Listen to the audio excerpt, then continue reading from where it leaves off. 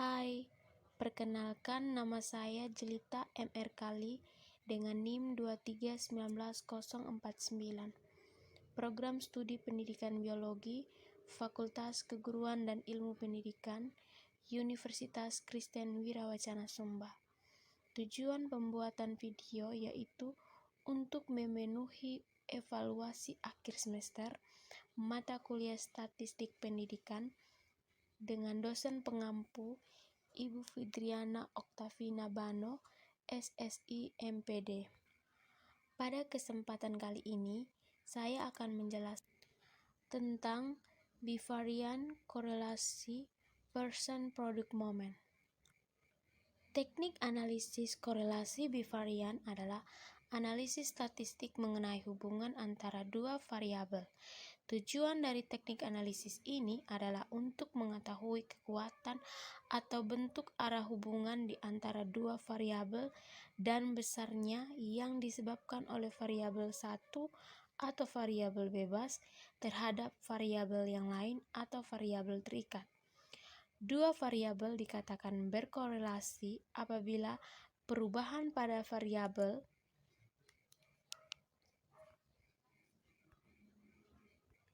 yang satu akan diikuti perubahan pada variabel yang lain secara teratur dengan arah yang sama, atau korelasi positif atau berlawanan korelasi negatif. Bivarian korelasi person-product moment memiliki ciri-ciri sebagai berikut. Yang pertama, termaksud statistik parametrik. Yang kedua, ada uji prasyarat, di mana uji prasyarat ini ada uji normalitas. Uji normalitas berguna untuk mengetahui apakah variabel dependen, independen, atau keduanya berdistribusi normal, mendekati normal atau tidak. Jika datanya tidak berdistribusi normal, maka analisis non-parametrik yang digunakan.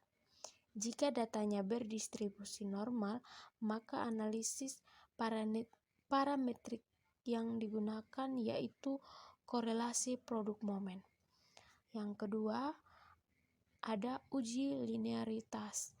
Uji linearitas bertujuan untuk mengetahui apakah dua variabel atau lebih yang diuji mempunyai hubungan yang linear atau tidak secara signifikan. Uji ini biasanya digunakan sebagai persyaratan dalam analisis korelasi atau regresi linear. Kemudian yang ketiga ada jenis data interval atau rasio. Kemudian ada jumlah sampel, bisa banyak dan bisa sedikit.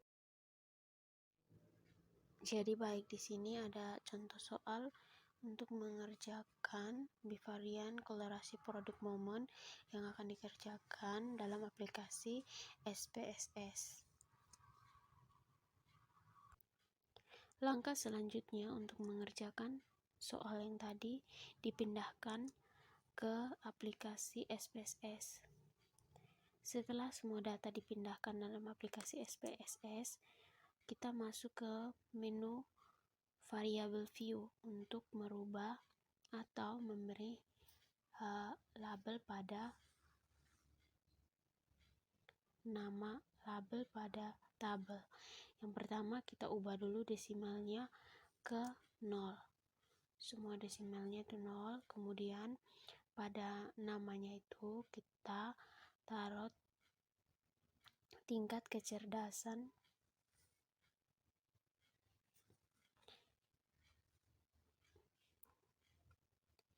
sedangkan kolom berikutnya itu prestasi belajar.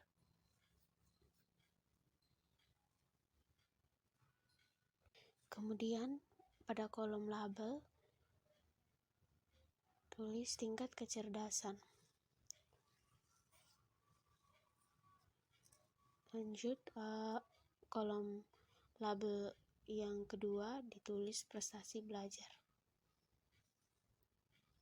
Langkah selanjutnya kembali ke data view. Setelah datanya sudah tersusun rapi, kita masuk ke menu Analyze. Kemudian langkah berikutnya masuk ke Descriptive Static, lalu pilih Explore. Datanya itu dipindahkan ke Dependent List.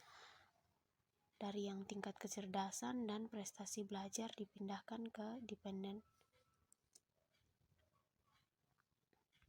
Selanjutnya lihat pada kolom plots untuk kita mencentang normality plots, kemudian continue, lalu OK. Setelah itu datanya akan kelihatan ada tabel, 3 jumlah tabel, yaitu tabel Cache Processing Summary, ada Descriptive, dan ada Test of Normality. Langkah selanjutnya masuk ke menu Analyze lagi, kemudian masuk ke Compartment, lalu ke One Sample Test. Setelah itu pindahkan data yang dari kiri ke kanan ke tabel test variabel. Setelah datanya dipindahkan, jangan lupa di bagian bawah ada test value-nya itu diberi angka 15, disesuaikan sama jumlah siswanya. Dari data one sample didapat 3 tabel, yaitu one sample statistik, one sample test, dan one sample effect size. Langkah selanjutnya masuk ke menu Compartment, kemudian masuk ke menu Means, lalu pindahkan data yang prestasi belajar ini ke kolom independen, sedangkan tingkat kecerdasan ini ke kolom dependen. Lalu klik OK. Setelah itu tabelnya akan muncul. Di sini ada Cache Processing Summary dan tabel Report. Setelah semua data didapatkan dari aplikasi SPSS, pindahkan semua data ke Word. Dari data yang didapat, dilihat dari test of normality-nya ada one sample test.